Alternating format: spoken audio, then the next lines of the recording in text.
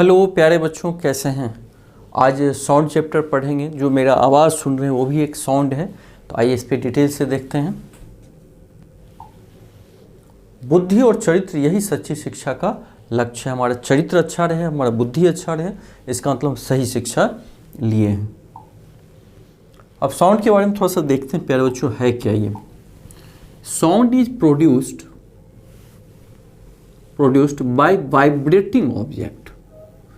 जहाँ साउंड होता है इसका मतलब साउंड और वाइब्रेशन। वाइब्रेशन का मतलब क्या? कंपन, टू एंड फ्रो। किसी पार्टिकल में मोशन टू एंड फ्रो हुआ, उसको हम क्या बोलते हैं? कंपन।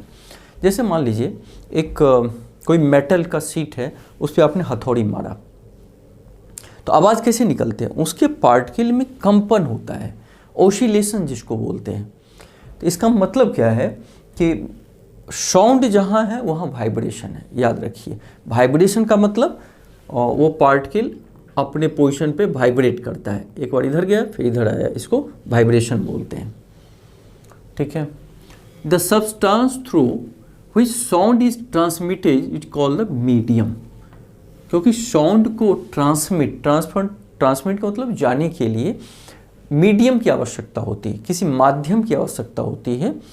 तो the substance through which sound is transmitted is called the medium.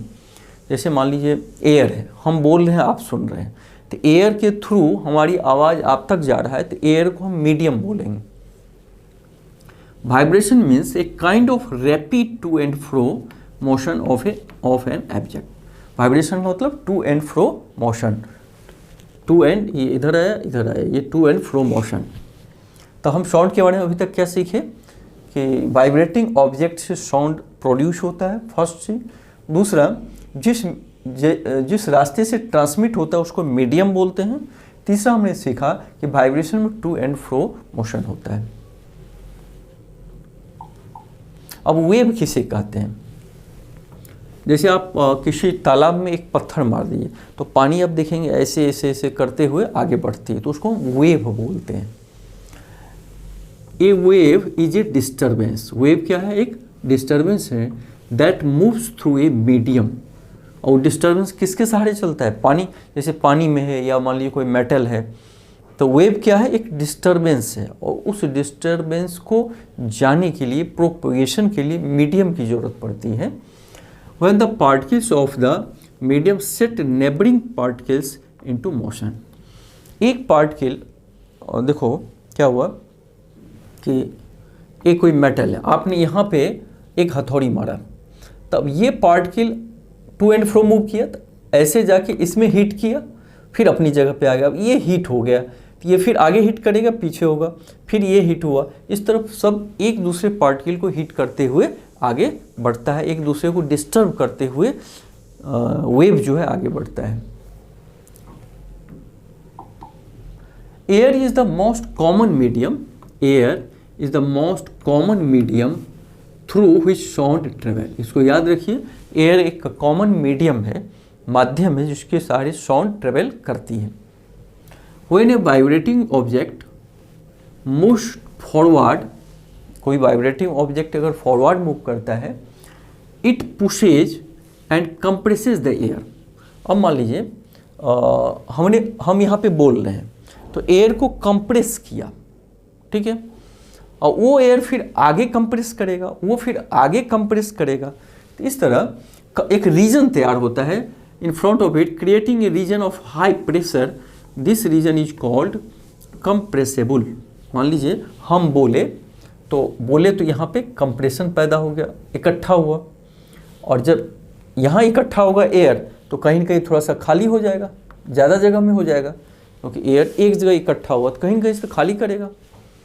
फिर ये मान लीजिए कंप्रेशन हो गया, फिर इसको धक्का दिया तो फिर यहाँ कंप्रेशन हो गया, यहाँ ज़्यादा इकट्ठा हो गया, यहाँ फिर कम इकट्ठा हुआ। तो इस तरह का श्रृंखला, एक जगह कंप्रेशन होता है तो एक जगह कम हो जाता है। तो दूसरी रीजन, तो हमने इसमें क्या सीखा कि air is the most common medium of sound travel. Air एक कॉमन मीडियम है साउंड ट्रेवल करने के लिए। वाइब्रेटिंग ऑब्जेक्ट्स मतलब पुश करता है अपनी बगल वाले एयर को, और जो पुश करता है उस रीजन, वहाँ पे क्या होता है? This region is called the compressible. वहाँ कंप्रेस हो जाता है। when the vibrating object moves backward, it creates a region of low pressure is called the rear friction. देखो जैसे हम यहाँ बोल रहे हैं, यहाँ का मीडियम यानी कि उठ के आप तक चला जाएगा, ये इस पर धक्का मारा और फिर बैक हो गया, फिर जिसको धक्का मारा जिस पार्टिकल को वो आगे धक्का मारेगा तो बैक हो जाता है। तो वो जो रीजन बैक होने के बाद जो रीजन तैयार होता है उसको रेयर फ्रैक्शन बोलते हैं, रेयर फ्रैक्शन। वो थोड़ा सा घना नहीं होता है, जैसे हम फिगर में बताए थे कि when the vibrating object moves backward, vibrate करके फिर अपने जगह पे आना चाहेगा, it creates a region of low pressure called the rarefaction. भाई आगे धक्का मारा ज़्यादा फ्रैक्शन देगा और पीछे क्या होगा, कम प्रेशर देगा, तो उसको हम क्या बोलेंगे, रेयर फ्रैक्शन। आगे को हमने धक्का दिया था तो कंप्रेसिबल बोला गया और पीछे को क्या बोला गया, rarefaction. A series of compressions and rarefaction, तो इस तरह एक सीरीज पैदा होता है कंप्रेशन का और रेयर फ्रैक्शन का। ठीक है, ये घना हो गया, इसको कंप्रेसिबल बोलेंगे और जहां ये हो रेयर फ्रैक्शन बोलेंगे। तो this makes the sound wave that propagates through the medium. इस तरह साउंड वेव, प्रोपेगेट मतलब ट्रेवल करना, इस तरह कंप्रेशन और रेयर फ्रैक्शन के सहारे पार्टिकल साउंड मूव करती है। इसमें पार्टिकल एक जगह से दूसरी जगह नहीं जाती है, बल्कि पार्टिकल अपना एनर्जी को ट्रांसफर करते रहता है अपने बगल वाले पार्टिकल में। Sound is a mechanical wave, क्योंकि इसमें मोशन है, तो जब भी मोशन है तो मैकेनिकल वेव हो गया। And needs a material medium like air, water, steel. तो साउंड को प्रोपेगेट करने के लिए मीडियम की ज़रूरत है, चाहे एयर हो, चाहे मेटल हो, चाहे वाटर हो, इस सब में साउंड प्रोपेगेट करेगा, ट्रेवल करेगा। For its propagation it can not travel through vacuum. Vacuum का मतलब जहाँ कुछ ना हो, एयर भी ना हो, तो साउंड वैक्यूम में प्रोपेगेशन नहीं होगा, वैक्यूम में साउंड ट्रेवल नहीं करेगा। Sound waves are longitudinal wave. अब हम सीखेंगे कि लॉन्गिट्यूडनल वेव क्या होता है। तो sound propagates in the medium as a series of compressions and rarefaction. Already हम लोग डिस्कस किए थे, सीरीज ऑफ कंप्रेशन और रेयर फ्रैक्शन का एरिया तैयार होता है। These waves are called the longitudinal waves. इस तरह के वेव जिसमें कंप्रेशन भी हो और रेयर फ्रैक्शन भी हो, लॉन्गिट्यूडनल वेव कहते हैं। लेकिन डेफिनेशन थोड़ा और अच्छा देखते हैं। लॉन्गिट्यूडनल वेव का डेफिनेशन प्यारे बच्चों, in these waves the individuals particle of the medium move in a direction parallel to the direction of propagation of the disturbance. जो साउंड वेव का जो डायरेक्शन होता है, तो उसका पार्टिकल का जो मूविंग डायरेक्शन होता है पैरेलल होता है। मान लीजिए साउंड वेव इधर जा रहा है तो पार्टिकल भी इधर ही जाएगा, तो इस तरह के हम वेव्स को लॉन्गिट्यूडनल वेव्स बोलते हैं। In these waves the individual particles of the medium moves in the direction parallel to the direction of propagation of the disturbance. जिधर डिस्टर्बेंस का डायरेक्शन है उधर ही वेव का भी डायरेक्शन होगा, पार्टिकल का भी उधर ही डायरेक्शन होगा। The particles do not move from one place to another. माने पार्टिकल एक दूसरे जगह नहीं जाती है, वो ट्रांसफर करता है। दे सिंपली ओसिलेट, अपनी जगह पे ओसिलेट करता है और दूसरे को कंप्रेशन देता है, बैक आ जाता है from about their position of rest. तो इसमें एक चीज़ और याद रखना है कि पार्टिकल मूव नहीं करता है, बल्कि उसमें टू एंड फ्रो ऑसिलेशन होता है। तो हमने लॉन्गिट्यूडनल वेव में देखा कि कंप्रेशन और रेयर फ्रैक्शन से लॉन्गिट्यूडनल वेव पैदा होता है, और जो वेव का डायरेक्शन है उसलिए जो प्रोपेगेशन, साउंड प्रोपेगेशन का डायरेक्शन है उसी के पैरेलल होता है। अब एक वेव देखिए, transverse wave. In A transverse wave particles do not oscillate along the direction of wave.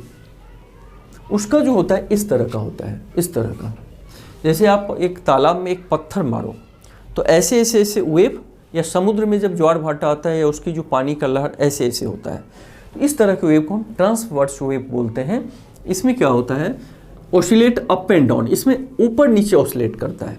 Longitudinal में पैरेलल ऑसिलेट कर रहा है और ट्रांसवर्स वेव में ऊपर नीचे। In transverse wave particles of the medium move about the mean position. मान लीजिए इसका ये मीन पोजिशन है, तो इसके ऊपर गया नीचे आया, ऊपर गया नीचे आया। Direction perpendicular to the direction of wave propagation. इसमें पार्टिकल का जो डायरेक्शन होता है वेव के डायरेक्शन का परपेंडिकुलर होता है। वेव मान लो इधर की ओर जा रही है तो पार्टिकल ऊपर नीचे माने 90 डिग्री का एंगल बना रहा है। तो इसको याद रखना है कि ट्रांसवर्स वेव में पार्टिकल वेव के डायरेक्शन से 90 डिग्री पे रहता है। तो हमने क्या देखा, in transverse wave particle do not oscillate along the direction of the wave. Particle का जो पार्टिकल 90 डिग्री पे वेव के डायरेक्शन में 90 डिग्री पे ऑसिलेट करता है। When we drop a pebble in a pond, तालाब में आप पत्थर फेंकिए तो इसी तरह का वेव मिलेगा। The waves we see on the water surface is an example of transverse wave। ये क्या है, एग्जाम्पल है ट्रांसवर्स वेव का। Light is a transverse wave but it is not a mechanical wave. Light के बारे में जो सूर्य से प्रकाश आती है, कोई भी लाइट हो, वो ट्रांसवर्स वेव होता है, लॉन्गिट्यूडनल नहीं होता है और इसको मैकेनिकल वेव बोलते हैं। तो ठीक है प्यारे बच्चों, मिलके बहुत अच्छा लगा। फिर मिलेंगे अगले पार्ट में। Thank you.